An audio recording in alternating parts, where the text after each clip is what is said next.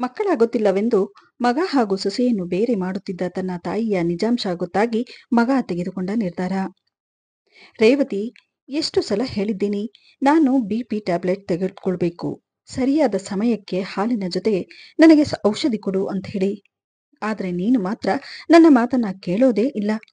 ಬೇಕು ಅಂತಾನೆ ಈ ರೀತಿ ಮಾಡ್ತಿದ್ಯೇನೋ ಎಂದು ರೇವತಿ ಅತ್ತೆ ಕಿರುಚುತ್ತಿರುವುದನ್ನು ಕೇಳಿ ಸೊಸೆ ಹೇಳ್ತಾಳೆ. ತನ್ನ ಗಂಡನಿಗೆ ಟೀ ಕೊಡಲು ಹೋಗುತ್ತಿದ್ದ ರೇವತಿ, ಅತ್ತೆ, 1 ನಿಮಿಷ, ನೀರಜ್ಗೆ ಟೀ ಕೊಟ್ಟು ನಿಮ್ಮ ಹತ್ರನೇ ಬರ್ತಾ ಇದ್ದೀನಿ ಎನ್ನುತ್ತಾ ತನ್ನ ಅತ್ತೆಯ ಬಳಿ ಬಂದು, ನೋಡಿ ಅತ್ತೆ, ದಿನ ನಾನು ನಿಮಗೆ ಸರಿಯಾದ ಸಮಯಕ್ಕೆ ಔಷಧಿ ಕೊಡ್ತಾ ಇಲ್ವಾ? ಆದ್ರೂ ಪ್ರತಿದಿನ ನೀವು ನನ್ನನ್ನ ಹೀಯಾಳಿಸುತ್ತಾನೆ ಇರ್ತೀರಾ. ಬೆಳಗ್ಗೆ ಎದ್ದಾಗಿನಿಂದ ಸಂಜೆ ಮಲಗುವವರೆಗೂ ಒಂದಲ್ಲ ಒಂದು ವಿಷಯಕ್ಕೆ ಜಗಳ ಆಡ್ತಾನೆ ಇರ್ತೀರಾ. ನನಗೆ ಹುಷಾರಿಲ್ಲದೆ ಇದ್ರೂ ಸರಿಯಾದ ಸಮಯಕ್ಕೆ ನಿಮಗೆ ಊಟ ಔಷಧಿ ಎಲ್ಲ ಕೊಡ್ತಾ ಇದ್ದೀನಲ್ಲ. 1 ನಿಮಿಷ ಲೇಟ್ ಆದ ಮಾತ್ರಕ್ಕೆ ಇಷ್ಟೆಲ್ಲ ಕಿರ್ಚಾಡ್ತಿರಲ್ಲ. ಅದು ಸಾಲದೆ ನಿಮ್ಮ ಮಗನ ಹತ್ತಿರ ಹೋಗಿ ನನ್ನ ಬಗ್ಗೆ ಇಲ್ಲ ಸಲ್ಲದ ಮಾತುಗಳನ್ನ ಬೇರೆ ಹೇಳ್ತೀರಾ ಎಂದು ಸೊಸೆ ಹೇಳಿದ್ದನ್ನು ಕೇಳಿ ಅವಳ ಅತ್ತೆ ಹೇಳ್ತಾರೆ, ನಾನು ಬಡ್ಕೊಂಡೆ ಅವನಿಗೆ, ನಾವು ನೋಡಿದ ಕಡೆ ಮದ್ವೆ ಮಾಡ್ಕೊ ಅಂತೇಳಿ. ಇಷ್ಟಪಟ್ಟು ಮದುವೆ ಮಾಡ್ಕೊಂಡು ನಾವು ಇವಳ ಬಾಯಿಯಿಂದ ಇಷ್ಟೆಲ್ಲ ಕೇಳಬೇಕಾಗಿ ಬರ್ತಿದೆ. ನಾವು ನೋಡಿದ ಹುಡುಗಿನ ಮಾಡ್ಕೊಂಡಿದ್ದಿದ್ರೆ ಇಷ್ಟೆಲ್ಲ ಆಗ್ತಿರ್ಲಿಲ್ಲ ಎಂದು ಅತ್ತೆ ಹೇಳಿದ್ದನ್ನು ಕೇಳಿ ಸೊಸೆ ಹೇಳ್ತಾಳೆ, ಅತ್ತೆ, ಮಾತಿಗೂ ಇದನ್ನೇ ಹೇಳ್ಬೇಡಿ. ನೀವು ಇಷ್ಟಪಟ್ಟು ಮಾಡ್ಕೊಂಡು ಬಂದಿದ್ರು ನೀವು ನಡ್ಕೊಳ್ತಾ ಇರೋ ರೀತಿಗೆ ಇಷ್ಟೆಲ್ಲ ಸೇವೆ ಯಾರು ಮಾಡ್ತಿದ್ರು ಎಂದು ಸೊಸೆ ಹೇಳಿದ್ದನ್ನು ಕೇಳಿ ಅವಳ ಅತ್ತೆ ಸಿಟ್ಟಿನಿಂದ, ಒಂದು ವಿಷಯ ಹೇಳಿದ್ರೆ ಎಷ್ಟೆಲ್ಲ ಮಾತಾಡ್ತಾ ಇದ್ಯಾ ನೀನು? ಛೇ, ಅದೇನ್ ಹಣೆ ಬರಹನೋ ನಂದು. ನಿನ್ನಂತವಳನ್ನ ನನ್ನ ಮಗ ಮದುವೆ ಮಾಡ್ಕೊಂಡು ಬಂದಿದ್ದಾನೆ.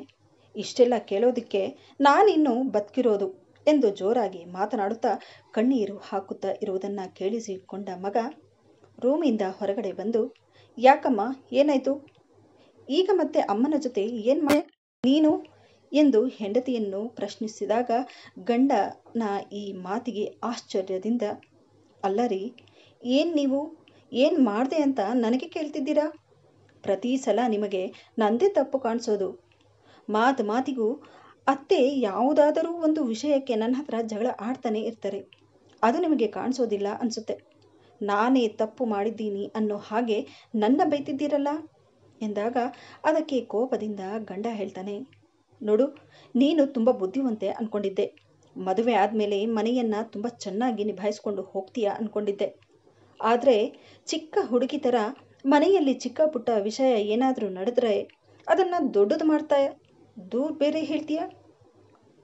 ಒಂದು ದಿನಾನು ನೀನು ಅಮ್ಮನ ಅರ್ಥನೇ ಮಾಡ್ಕೊಂಡಿಲ್ಲ. ಅವರನ್ನ ಅತ್ತೆ ರೀತಿ ನೋಡದೆ ತಾಯಿ ಹಾಗೆ ನೋಡು, ಆಗ ನಿನಗೆ ಅವರಲ್ಲಿ ಯಾವುದೇ ಕೊರತೆ ಬರಲ್ಲ ಎಂದು ತನ್ನ ತಾಯಿಯ ಬಳಿ ನೋಡ್ತಾ, ಅಮ್ಮ, ನೀನು ಜಾಸ್ತಿ ತಲೆ ಕೆಡಿಸ್ಕೋಬೇಡ, ಆರೋಗ್ಯ ಕೆಡುತ್ತೆ, ಸ್ವಲ್ಪ ಹೊತ್ತು ರೆಸ್ಟ್ ತಗೋ ಎಂದು ಹೇಳಿ ತನ್ನ ತಾಯಿಯನ್ನು ರೂಮಿನ ಬಳಿ ಕರೆದು ಹೋಗ್ತಾನೆ. ಇತ್ತ ಹೆಂಡತಿ ಮನೆಯಲ್ಲಿ ಅವಳ ಮೇಲೆ ನಡೆಯುತ್ತಿದ್ದ ದೌರ್ಜನ್ಯವನ್ನು ನೋಡಿ ಒಂದು ಕ್ಷಣಕ್ಕೆ ಪ್ರತಿಮೆಯಂತೆ ನಿಂತು ಬಿಡ್ತಾಳೆ. ಇಲ್ಲಿ ಏನು ನಡೀತಾ ಇದೆ? ಅವಳ ಅತ್ತೆ ಆಡುತ್ತಿದ್ದ ನಾಟಕವನ್ನು ನೋಡಿ ಅತ್ತೆ ಯಾಕೆ ಚಿಕ್ಕ ಪುಟ್ಟ ವಿಷಯಕ್ಕೆಲ್ಲ ನನಗೆ ಎತ್ತು ಕಟ್ತಿದ್ದಾರೆ? ಅಷ್ಟಕ್ಕೂ ನಾನೇನು ಅಷ್ಟು ದೊಡ್ಡ ತಪ್ಪು ಮಾಡಿದೆ? ಅವರು ಹೇಳ್ದ ಹಾಗೆ ಮನೆಯಲ್ಲಿ ಪ್ರತಿಯೊಂದು ಕೆಲಸವನ್ನ ಮಾಡ್ತೀನಿ, ಅದು ನನ್ನ ನೋಡಿದ್ರೇನೆ ಆಗೋಲ್ಲ ಹೇಳಿ ಅಲ್ಲಿ ನಡೆದ ವಿಷಯದ ಬಗ್ಗೆ ದುಃಖ ಪಡ್ತಾಳೆ. ಆದರೆ ಮಗನಿಗೆ ತನ್ನ ತಾಯಿ ಮಾಡುತ್ತಿರುವುದು ತಪ್ಪು ಅನ್ನೋದು ಕೂಡ ಅವನು ಅರ್ಥ ಮಾಡಿಕೊಳ್ಳೋದಿಲ್ಲ. ಇತ್ತ ಅವನ ಹೆಂಡತಿಗೂ ದಿನ ನಡೆಯುತ್ತಿದ್ದ ಈ ಜಂಜಾಟಗಳಿಂದ ಕ್ರಮೇಣ ಗಂಡನ ಇದ್ದ ನಂಬಿಕೆ ಕೂಡ ಹೊರಟು ಹೋಗುತ್ತೆ. ಹಾಗಾಗಿ ಎಲ್ಲೋ ಒಂದು ಕಡೆ ನಾನು ಇಷ್ಟಪಟ್ಟು ಮದುವೆ ಮಾಡಿಕೊಂಡಿದ್ದು ತುಂಬಾ ದೊಡ್ಡ ತಪ್ಪು ಆಗೋಯ್ತು ಅನ್ನೋದು ಅವಳಿಗೆ ಅರ್ಥವಾಗತೊಡಗಿತು.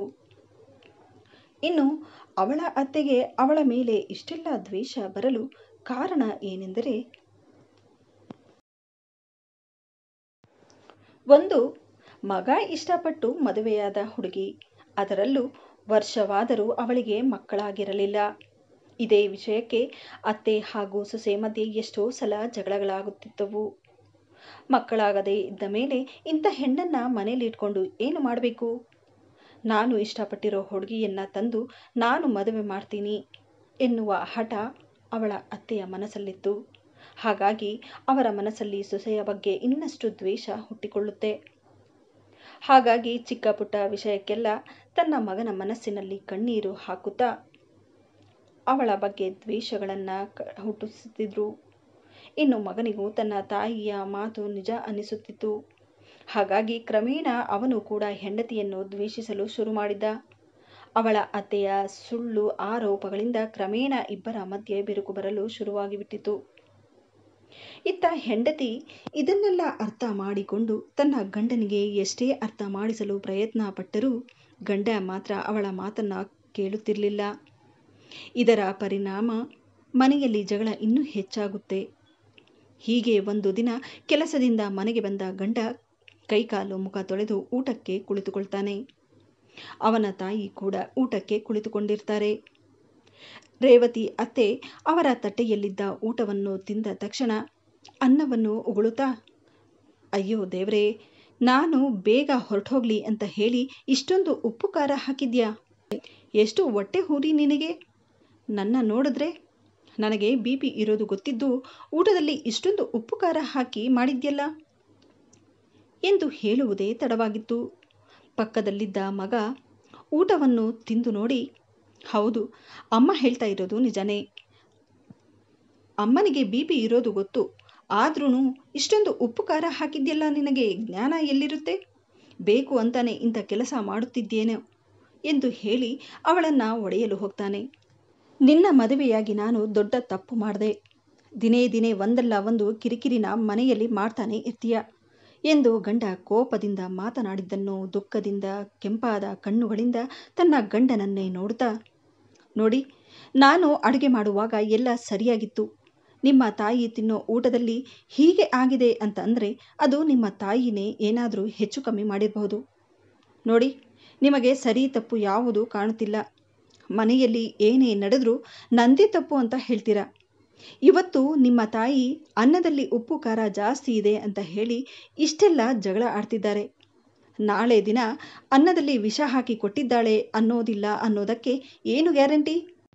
ನಾಳೆ ದಿನ ಏನಾದರೂ ಹೆಚ್ಚು ಕಮ್ಮಿ ಮಾಡಿಕೊಂಡ್ರೆ ನನ್ನ ಮೇಲೆ ಅಪವಾದ ಹಾಕೋದಕ್ಕೂ ಇಂದು ಮುಂದೆ ನೋಡಲ್ಲ ನಿಮ್ಮ ತಾಯಿ. ಸಾಕಪ್ಪ ಸಾಕು. ಗಂಡನಾಗಿ ಇಷ್ಟಪಟ್ಟು ಮದುವೆಯಾಗಿರೋ ನಿಮಗೆ ನನ್ನ ಮೇಲೆ ನಂಬಿಕೆ ಇಲ್ಲ ಅಂದ ಮೇಲೆ ನಾವಿಬ್ರು ಜೊತೆಯಲ್ಲಿ ಜೀವನ ಮಾಡೋದ್ರಲ್ಲಿ ಅರ್ಥನೇ ಇಲ್ಲ. ಇನ್ನು ನೀವು ಇಷ್ಟಪಟ್ಟು ಮದುವೆಯಾಗಿರೋ ಹುಡುಗಿ ಇಂಥ ಕೆಲಸ ಮಾಡ್ತಾಳೆ ಅಂತ ನೀವು ಹೇಗೆ ನಂಬಿದ್ರಿ? ನಿಜ ಏನು ಅನ್ನೋದು ಒಂದಿನ ನಿಮಗೆ ಅರ್ಥ ಆಗುತ್ತೆ. ಗಂಡನೇ ನನ್ನ ಜೊತೆ ಇಲ್ಲ ಅಂದಮೇಲೆ ನಾನು ಇಲ್ಲಿದ್ದು ಪ್ರಯೋಜನ ಏನು ಎಂದು ಹೇಳಿ ಕಣ್ಣೀರು ಹಾಕುತ್ತಾ, ಇನ್ನು ನಾನಿಲ್ಲಿ ಇರೋದಿಲ್ಲ ಎಂದು ಹೇಳಿ ತನ್ನ ರೂಮ್ಗೆ ಹೋಗಿ ಬಟ್ಟೆಗಳನ್ನು ಪ್ಯಾಕ್ ಮಾಡಿಕೊಂಡು ತನ್ನ ತಾಯಿ ಮನೆಗೆ ಹೊರಟು ಬಿಡ್ತಾಳೆ. ಇತ್ತ ಅವಳ ಅತ್ತೆ ಬಯಸಿದ್ದು ಅದನ್ನೇ. ಹಾಗಾಗಿ ಸೊಸೆ ಮನೆ ಬಿಟ್ಟು ಹೋದ ತಕ್ಷಣ ಎಲ್ಲಿಲ್ಲದ ಸಂತೋಷ ಅವರ ಮುಖದಲ್ಲಿ ತುಂಬಿತ್ತು. ಕೊನೆಗೂ ಅವರು ಅಂದುಕೊಂಡ ಹಾಗೆ ಸೊಸೆನ ಮನೆಯಿಂದ ಹೊರ ಹಾಕೋದ್ರಲ್ಲಿ ಯಶಸ್ವಿ ಆಗ್ತಾರೆ ಅನ್ನೋ ಖುಷಿ ಅವರ ಮುಖದಲ್ಲಿ ಕಾಣುತ್ತಿತ್ತು. ಸೊಸೆ ಮನೆ ಬಿಟ್ಟು ಹೋಗಿ 15 ದಿನ ಕಳೆದು ಹೋಗಿತ್ತು. ಇನ್ನು ಗಂಡ ಹೆಂಡತಿಯ ಇಬ್ಬರ ಮಧ್ಯೆ ಯಾವುದೇ ರೀತಿ ಮಾತುಕತೆ ಕೂಡ ಇರಲಿಲ್ಲ. ಇತ್ತ ಗಂಡ ಕೂಡ ತನ್ನ ಹೆಂಡತಿಗೆ ಫೋನ್ ಮಾಡಿ ಮಾತಾಡೋ ಪ್ರಯತ್ನ ಮಾಡೋದೇ ಇಲ್ಲ. ಹೀಗೆ ಒಂದು ದಿನ ತಾಯಿ ತನ್ನ ಮಗನ ಬಳಿ ಬಂದು, ನೋಡಪ್ಪ, ಯೋಚನೆ ಮಾಡಿಕೊಂಡು ಕುತ್ಕೊಂಡಿದ್ರೆ ನಿನ್ನ ಆರೋಗ್ಯ ಏನಾಗುತ್ತೆ? ಏನೋ ಆಗೋದಾಗೋಯ್ತು. ಇವಳು ನಮ್ಮನೆಗೆ ಸರಿ ಹೋಗೋ ಹುಡುಗಿ ಅಲ್ಲ. ಅವಳು ಈ ಮನೆಯಲ್ಲಿ ಇದ್ದಷ್ಟು ದಿನ ನನಗಂತೂ ತುಂಬ ಕಷ್ಟ ಕೊಟ್ಟುಬಿಟ್ಟಿದ್ದಾಳೆ. ನಂದಂತೂ ಬಿಡು, ಗಂಡನಿಗಾದರೂ ಮರ್ಯಾದೆ ಕೊಡಬೇಕಲ್ವಾ? ಮನೆ ಮರ್ಯಾದೆ ಬಗ್ಗೆ ಯೋಚನೆ ಮಾಡ್ತೀರಾ ಯಾವ ರೀತಿ ಮನೆ ಬಿಟ್ಟು ಹೋಗಿದ್ದಾಳೆ ನೋಡು. ಅವಳಿಗೆ ಅಷ್ಟಿದ್ರೆ ಇನ್ನು ನಮಗೆ ಎಷ್ಟಿರಬಾರ್ದು ನೋಡು.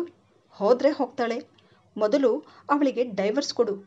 ನಮ್ಮನೆಗೆ ತಕ್ಕ ಹುಡುಗಿನ ನೋಡಿ ನಿನಗೆ ನಾನು ಮದುವೆ ಮಾಡಿಕೊಂಡು ಬರ್ತೀನಿ ಎಂದು ತಾಯಿ ಹೇಳಿದ್ದನ್ನು ಕೇಳಿ ಮಗ ಹೇಳ್ತಾನೆ, ಏನಮ್ಮ ನೀನು ಹೀಗೆ ಮಾತಾಡ್ತಾ ಇದ್ದೀಯಾ? ಅವಳು ತಪ್ಪು ಮಾಡಿರಬಹುದು, ಹಾಗಂತ ಹೇಳಿ ಅವಳನ್ನು ಬಿಡು ಅಂತ ಅಂದರೆ ಹೇಗೆ ಹೇಳು? ನೀನು ಏನು ಮಾತಾಡ್ತಾ ಇದ್ದೀಯಾ ಅನ್ನೋದನ್ನು ಸ್ವಲ್ಪ ತಿಳಿದುಕೊಂಡು ಮಾತಾಡು. ಎಂದು ಹೇಳಿ ಕೋಪದಿಂದ ತಿಂಡಿಯನ್ನು ತಿನ್ನದೆ ಕೆಲಸಕ್ಕೆ ಹೊರಟು ಬಿಡ್ತಾನೆ. ಮಗ ಆಡಿದ ಮಾತನ್ನು ಕೇಳಿ ತಾಯಿಗೆ ಚಿಂತೆಯಾಗತೊಡಗಿತ್ತು. ತಕ್ಷಣವೇ ಅವರ ಮಗಳಿಗೆ ಫೋನ್ ಮಾಡಿ ಮನೆಯಲ್ಲಿ ನಡೆದ ವಿಷಯವನ್ನು ಹೇಳುತ್ತಾ, ಅವಳು ಇಷ್ಟೆಲ್ಲ ಮಾಡಿದ್ರು ಇವನು ಮಾತ್ರ ಅವಳ ಬಿಡೋ ಮಾತೇ ಆಡ್ತಿಲ್ಲ. ಆದರೆ ಒಂದಂತೂ ನಿಜ, ಇಬ್ಬರ ಮಧ್ಯೆ ಬಿರುಕಂತೂ ಬಂದೇ ಬಂದಿದೆ. ನಿಮ್ಮಣ್ಣ ಏನಂತ ತಿಳ್ಕೊಂಡಿದ್ದಾನೆ? ಯಾರನ್ನಂದ್ರೆ ಅವಳನ್ನ ಇಷ್ಟಪಟ್ಟು ಮದುವೆ ಮಾಡಿಕೊಂಡು ಬಂದುಬಿಟ್ರೆ ನಾನು ಅವಳನ್ನ ಸೊಸೆ ಅಂತ ಒಪ್ಕೊಳ್ತೀನಿ ಅಂತ ತಿಳ್ಕೊಂಡು ಬಿಟ್ಟಿದ್ದಾನೆ. ಇನ್ನು ಹೇಗೂ ಮನೆಗೊಬ್ಬನೇ ಮಗ, ಇಂದಿಲ್ಲ ಮುಂದಿಲ್ಲ ಮನೇಲಿ ನಾನೇ ರಾಜಭಾರ ಮಾಡಬಹುದು ಅಂದ್ಕೊಂಡಿದ್ಲೇನೋ. ಅಷ್ಟು ಸುಲಭವಾಗಿ ಅದಕ್ಕೆಲ್ಲ ನಾನು ಅವಕಾಶ ಕೊಡ್ತೀನಿ ಅಂದ್ಕೊಂಡಿದ್ದಾಳೆ ಅನಿಸುತ್ತೆ. ಹೀಗೆ ನೋಡ್ತಾ ಇರು, ಒಂದಲ್ಲ ಒಂದು ದಿನ ಈ ಸಂಬಂಧ ಹೇಗೆ ಮುರಿಯುತ್ತೆ ಅಂತ ಹೇಳಿ. ನಂತರ ನಾನು ಇಷ್ಟಪಟ್ಟಿರೋ ಹುಡುಗಿನ ತಂದು ನನ್ನ ಮಗನಿಗೆ ಮದುವೆ ಮಾಡ್ತೀನಿ. ಮತ್ತೆ ಅವಳು ಇಲ್ಲಿಗೆ ಬರುವ ಯೋಚನೆ ಕೂಡ ಮಾಡಬಾರ್ದು ಅಂತ ಕೆಲಸ ಕೊಟ್ಟಿದ್ದೀನಿ. ನನಗೆ ಎಷ್ಟೆಲ್ಲ ಮಾತಾಡ್ತಾಳೆ ಅವಳು. ಮದುವೆಯಾಗಿ 1 ವರ್ಷ ಆಯಿತು, ಇನ್ನೂವರೆಗೂ ಮಕ್ಕಳಾಗಿಲ್ಲ ಅಂತ ನಾನು ಹೇಳಿದ್ದಕ್ಕೆ, ಮಕ್ಕಳು ಆಗದೆ ಇರೋದಕ್ಕೆ ನಾನೇನು ಮಾಡಲಿ ಅಂಥೇಳಿ ನನಗೆ ಎದುರು ಮಾತಾಡ್ತಾಳೆ. ನನ್ನ ಮಗನಿಗೆ ಏನು ವಯಸ್ಸಾಗಿ ಹೋಗಿದ್ಯಾ? ಅವಳು ಇಲ್ಲದೆ ಇದ್ರೆ ಇನ್ನೊಬ್ಳು ಎಂದು ಹೇಳಿ ಅವರ ಮಗಳ ಬಳಿ ನಗಾಡುತ್ತಾ ಸೊಸೆಯ ಬಗ್ಗೆ ಮಗಳ ಬಳಿ ಹೇಳ್ತಾರೆ. ಆದರೆ ಅವರು ಅಂದುಕೊಂಡ ಹಾಗೆ ಏನೂ ನಡೆಯೋದಿಲ್ಲ. ಬೇರೆ ದಿನ ಅವರ ಮಗ ಕೆಲಸಕ್ಕೆ ಹೋಗಿ ಮನೆಗೆ ಬಂದಾಗ ಮಗನ ಜೊತೆ ಸೊಸೆ ಇರುವುದನ್ನು ನೋಡಿ ಗಾಬರಿಯಿಂದ ನಿಂತು ಬಿಡ್ತಾರೆ. ಅದರಲ್ಲೂ ಸೊಸೆ ಮಗನ ಜೊತೆ ಇರುವುದನ್ನು ನೋಡಿ ಒಂದು ಕ್ಷಣಕ್ಕೆ ಇಷ್ಟು ಮಾಡಿದ್ರೂ ಮತ್ತೆ ಮನೆಗೆ ವಾಪಸ್ ಬಂದ್ಬಿಟ್ಟಿದ್ದಾಳಲ್ಲ ಎಂದು ಹೇಳಿ ಯೋಚನೆಯಲ್ಲಿ ಬಿದ್ದುಬಿಡ್ತಾರೆ.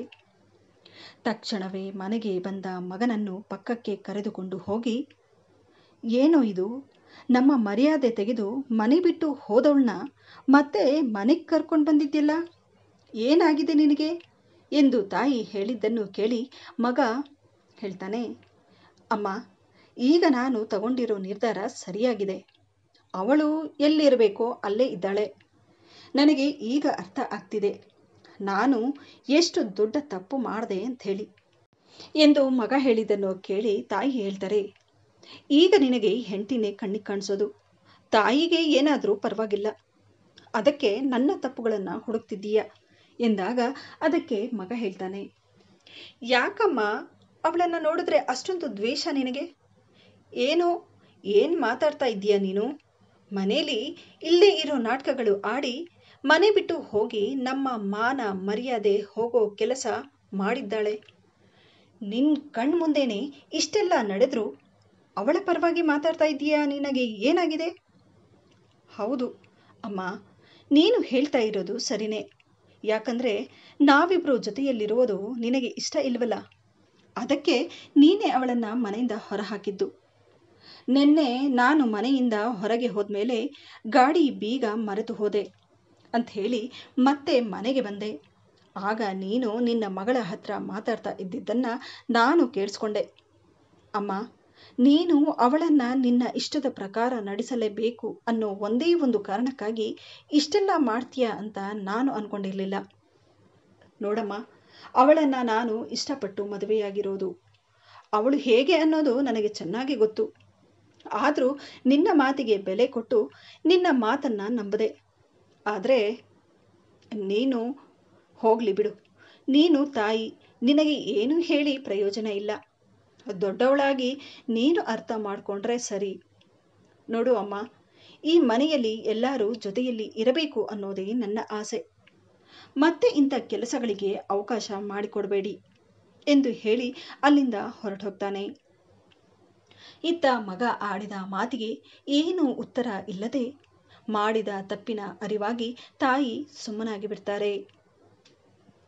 ಈ ವಿಡಿಯೋದಿಂದ ನಿಮಗೇನಾದರೂ ಉಪಯೋಗವಾದಲ್ಲಿ ವಿಡಿಯೋಗೆ ಒಂದು ಲೈಕ್ ಮಾಡಿ, ಆದಷ್ಟು ವಿಡಿಯೋಸನ್ನು ಶೇರ್ ಮಾಡಿ ಹಾಗೂ ನನ್ನ ಚಾನಲನ್ನು ಸಬ್ಸ್ಕ್ರೈಬ್ ಮಾಡುವುದನ್ನು ಮರೆಯಬೇಡಿ.